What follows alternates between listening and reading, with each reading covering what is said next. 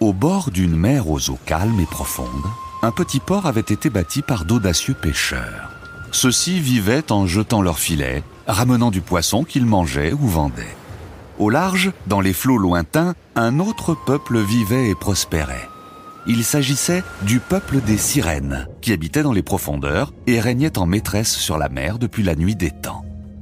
On leur prêtait de grands pouvoirs, comme celui de commander aux éléments et aux créatures marines. Durant des années, la cohabitation ne posa aucun problème. Mais au fil du temps, les hommes s'aventurèrent trop loin pour pêcher d'immenses quantités de poissons, motivés par l'espoir de faire fortune en vendant celui-ci.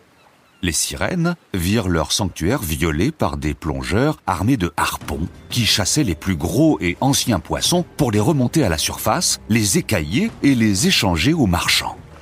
Rapidement, elles ne purent plus tolérer cette invasion et décidèrent de priver les hommes de poissons, mais aussi de les punir. Elles imaginèrent alors un habile stratagème qui devrait servir de leçon aux hommes. Un jour, une terrible tempête souleva de telles vagues que la mer sembla se vider. Les pêcheurs s'accrochaient au rebord de leur barque sous un ciel déchaîné pour ne pas tomber à l'eau. Tous priaient, certains de ne plus jamais revoir le port.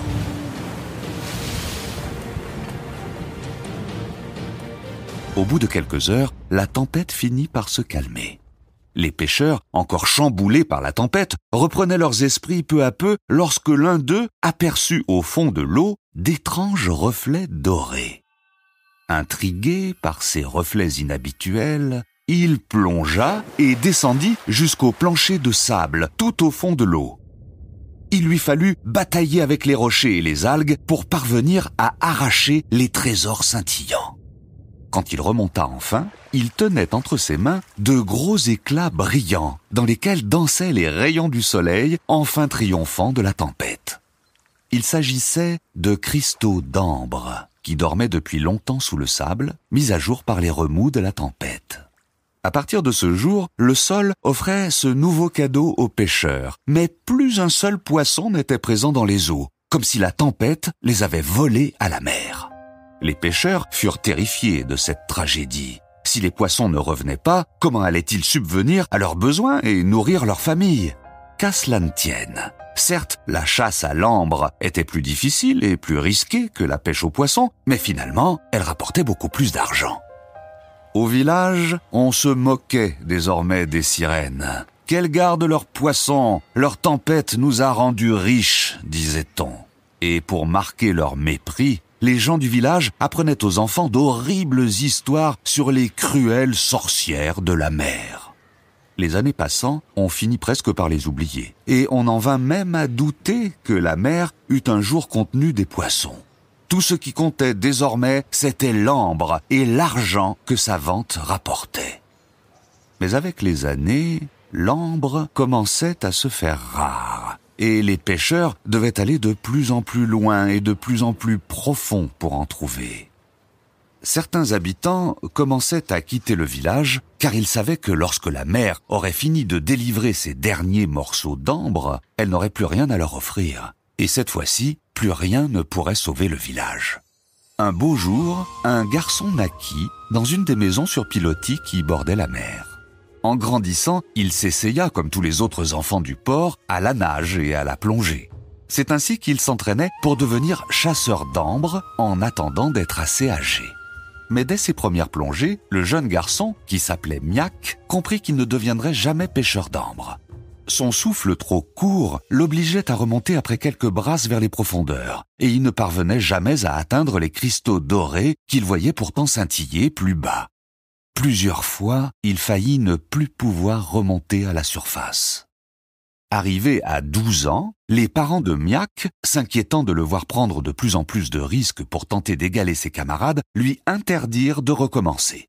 Comprenant qu'il ne serait jamais plongeur, il chercha à s'occuper autrement.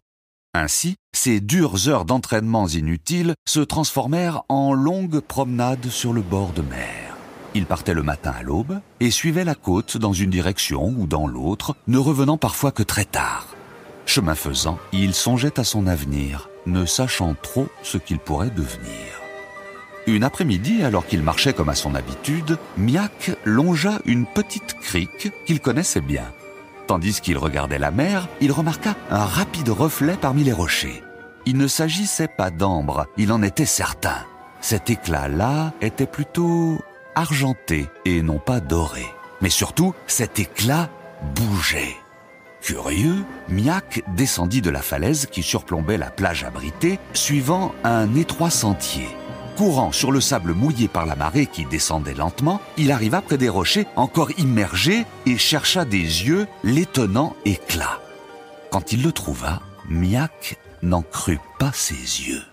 Allongée entre les rochers, au fond d'un trou d'eau particulièrement profond, se trouvait une sirène, couverte d'algues, qui remuait faiblement. Miak avait souvent entendu des histoires sur les sirènes, mais pensait, comme tous les enfants de son âge, qu'il ne s'agissait que de légendes pour les effrayer. Pourtant, la sirène se tenait bel et bien devant lui. Sa longue queue de poisson, couverte d'écailles nacrées, étincelait sous les rayons du soleil, et dans ses longs cheveux roux se nichaient plusieurs anémones. Mais ce qui attira l'œil de Miak, ce fut le harpon planté dans le bas de sa queue, la blessant trop gravement pour qu'elle puisse se sortir du trou. Miak comprit alors ce qui était arrivé. Les sirènes, disait-on au port, étaient de méchantes créatures dangereuses et sournoises qui jetaient de mauvais sorts. On les accusait de noyer les pêcheurs qui s'aventuraient trop loin dans les fonds marins et même de capturer des enfants alors qu'ils s'entraînaient à plonger. Aussi, dès que l'une d'entre elles était aperçue, on lui donnait la chasse sans pitié.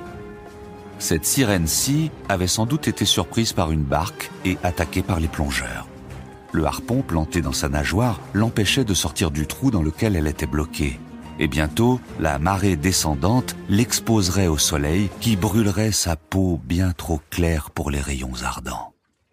Miak n'hésita pas longtemps. Il plongea sans perdre de temps et descendit jusqu'à la sirène. Celle-ci, apeurée, se débattit bien que trop faible pour résister avec suffisamment de force. Miak commença tout en douceur à retirer le harpon de la longue nageoire.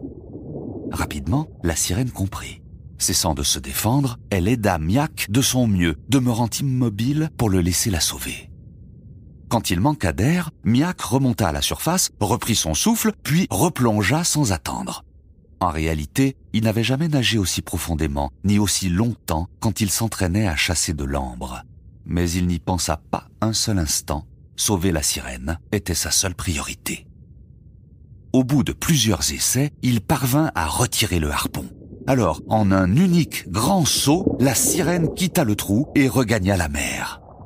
Quelques instants durant, Miak vit sa longue nageoire scintillante passer et repasser près de la plage, comme si la créature l'observait. Puis elle disparut.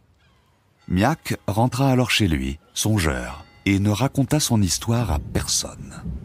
Le lendemain, on vit s'amasser au large les plus monstrueux nuages que l'on avait jamais observés. Quelques heures plus tard, une formidable tempête frappa le port et la côte, retournant ciel et mer. L'orage hurla pendant toute la journée, puis toute la nuit. Quand enfin la tempête se retira, toute la côte se trouvait sans dessus-dessous. Plusieurs maisons avaient été détruites, et de nombreuses barques avaient coulé. Mais le pire devait encore venir. En effet, lorsque les pêcheurs voulurent redescendre au fond de la mer pour chasser de l'ambre, ils n'en trouvèrent plus une seule trace. Pas le moindre éclat. La tempête qui avait amené les précieux cristaux au port des générations auparavant semblait avoir emporté avec elle les derniers morceaux de ce précieux trésor. Paniqués, les plongeurs revinrent au port pour annoncer la mauvaise nouvelle. Tout le village se mit alors à désespérer. Sans leurs précieux ambres, comment pourraient-ils acheter de quoi rebâtir maisons et bateaux? Comment pourraient-ils même acheter de quoi se nourrir? Très vite, on accusa les sirènes. Ces maudites sorcières, ne les laisseraient-elles donc jamais en paix? Fallait-il qu'elles leur volent leurs poissons, puis leur ambre? Alors que tous se lamentaient sur leur sort, Miak se tenait sur la jetée, regardant la mer à présent calmée. Au loin, il aperçut scintiller quelque chose, sous les vagues. Une longue traînée argentée qui filait à fleur d'eau. La nuit suivante, tout le village se coucha dans la peur et l'angoisse de ce qu'ils allaient devenir. Beaucoup ne purent pas dormir, trop inquiets. Miak, comme à son habitude, se tenait au bord de l'eau, observant l'horizon. Cette nuit-là, il vit la mer briller. Sous les reflets de la pleine lune, d'étranges lueurs s'allumèrent sous les eaux, les éclairant par en dessous. On vit les vagues se parer de douces teintes lumineuses qui disparaissaient après quelques instants. Il sembla que, depuis les fonds, quelque chose d'unique montait et habitait les flots. Miak, qui demeurait sur la jetée, contemplait tout cela et vit distinctement filer tout près du port de longues formes à queue brillante, passant et repassant devant lui. Il les vit jouer d'un étrange instrument en coquillage dont il entendait le son même depuis sous l'eau. À mesure que les sirènes jouaient, il vit des milliers de points brillants et mouvants approcher sous les flots depuis l'horizon et venir consteller les eaux. Au matin, ces feux s'étaient éteints, et ceux qui les avaient aperçus, ne pouvant en croire leurs yeux, doutaient de leur vision. Un vieux pêcheur décida alors de reprendre la mer. Après des années de chasse à l'ambre, il aimait raconter qu'il connaissait des coins secrets qui ne l'avaient jamais trahi. Il rama alors jusqu'à son repère, lança son ancre et plongea. Ce qu'il vit alors manqua de lui faire boire la tasse. L'ambre avait bel et bien totalement disparu, mais un autre trésor l'avait remplacé. Tout autour de lui nageaient des centaines, des milliers de poissons.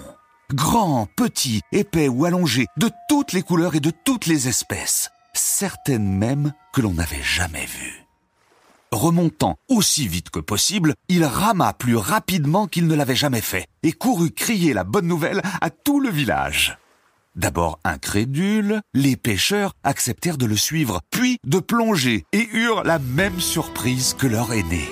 Partout, les poissons étaient de retour, nageant dans les eaux du port et au large de celui-ci. Miak, qui avait vu de ses yeux les sirènes ramener les poissons dans la mer, assembla tout le village autour de lui. Il raconta alors son sauvetage de la veille. Et on comprit que les sirènes récompensaient la générosité et le courage du garçon. Le village lui devait sa survie.